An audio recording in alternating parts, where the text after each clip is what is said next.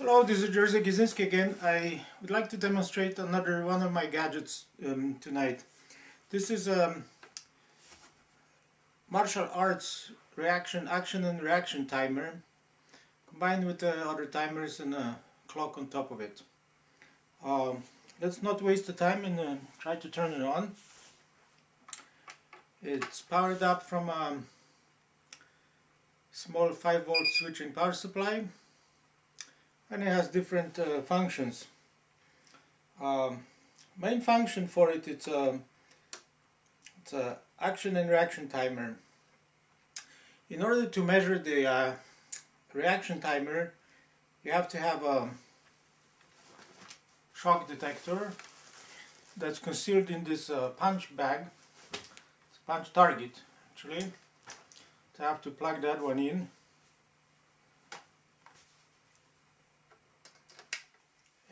To have one of the foot or hand switches. So let's plug one of those in.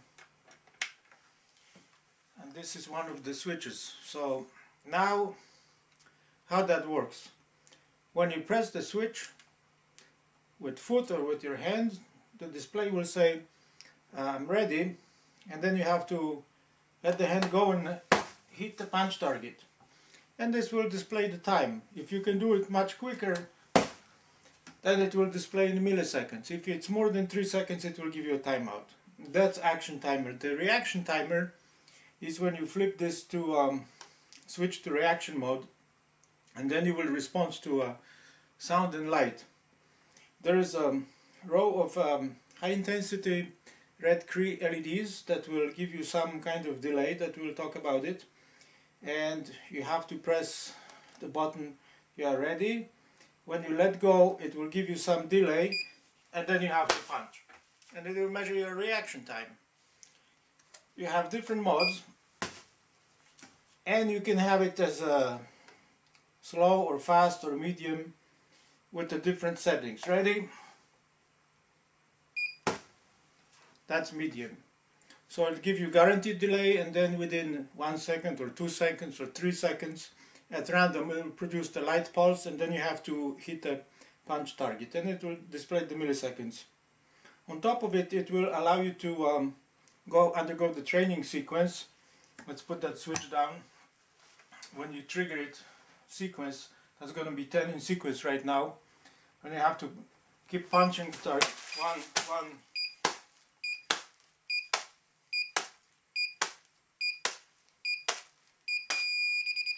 And it will give you average time. So that can be used to better your speed and train for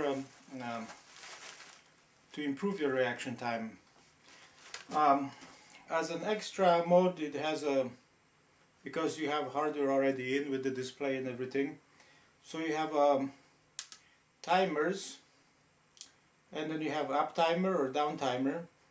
The timer can be jogged up or down. It's up timer or down timer, and you can have 18 minutes, 17 minutes, or 15 minutes, whatever time you want to do.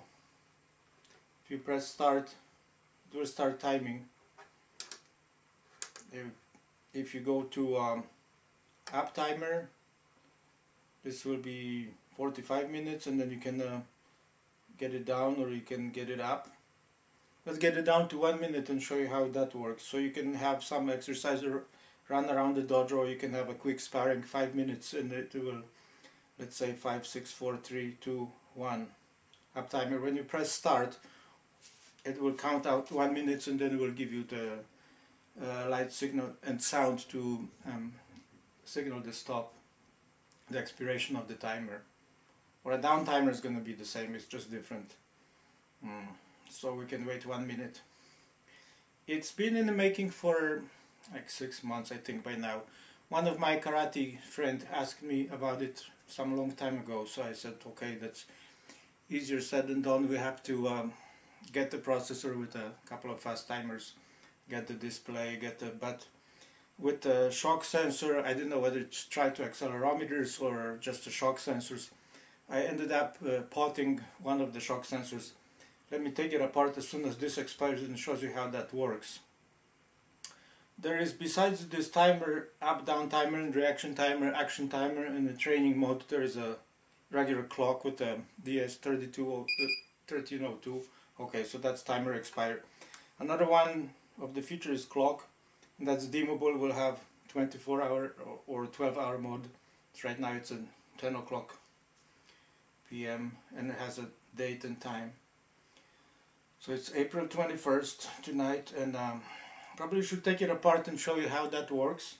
You can go through different setups, and you can, that will be presented probably later. If you press it, you go to setup here, and the April date and time, hours, minutes, seconds, and it will set up the number of punches in sequence, and you can set up the intensity of the display.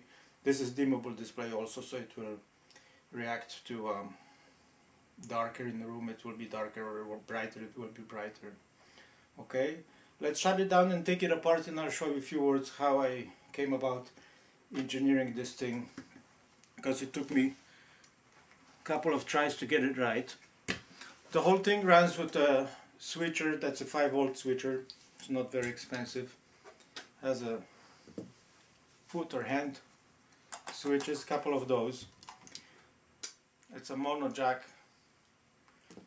and I took just a couple of screws probably to take it apart quickly, but it normally has 6 screws.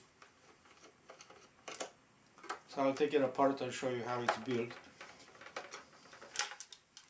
Okay, this enclosure, there is single board, also no surface mount component, so I wanted you to have some fun and build it by yourself. So I just made the boards. Board has no bugs on it, everything works fine. But all the components had to be like 0.4 inch or 10 millimeter, not taller than that. I have to pop the start switch and then push it away. And it mounts in an enclosure.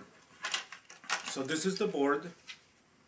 Has few displays, high intensity LEDs, bank of capacitors to support large flash, beeper, microcontroller, real-time clock with a battery setup, backup, and the drivers for LEDs. Okay. Now, to make this enclosure, I had to make a special form because it's kind of plastic. It's hard to machine. It's in 3 different dimensions. You have to have different holes. So these connectors have to go through and fit right through, like you see. So in order to do that, I had this form made. So if I put this in this form and bolt it down, then I can mill down the window and I can drill all the orifices, all the holes. So this, with this form, I can make it reproducible and fitting the size of the board. Okay. Now, shock sensor. So let's open this punch target. I just stuffed it with papers, but you can stuff it with cotton, or you can put some beans, or you can put whatever you want. Don't put gravel or some ball bearings, because you're gonna get hurt. So here is the shock sensor. You can't see actual shock sensor, but you can see form that it's potted. The form with the potting compound takes a couple of days to dry out, and it becomes like a rock. But cable can be 6 or 8 foot long, or 10 foot, whatever you guys think it's necessary. So this is some kind of a foam, so you don't hurt your fist. But this will survive 10,000 G. So that's what it looks like after it's being potted. Okay. So potting of this is one cable, a couple of switches to the other cable, power supply sets another cable. Besides of that, I had to machine the acrylic glass window and glue it with epoxy to this frame. And it's all with a, like I said, through-hole component, so you can, everything is kind of flat, so there's very carefully selected components. And then I pressed the PEM standoff, so this distance, to keep the distance from the top of those pegs, so that everything puts together, it fits just like a glove. I hope you like it, and I'm ready to launch my second Kickstarter project.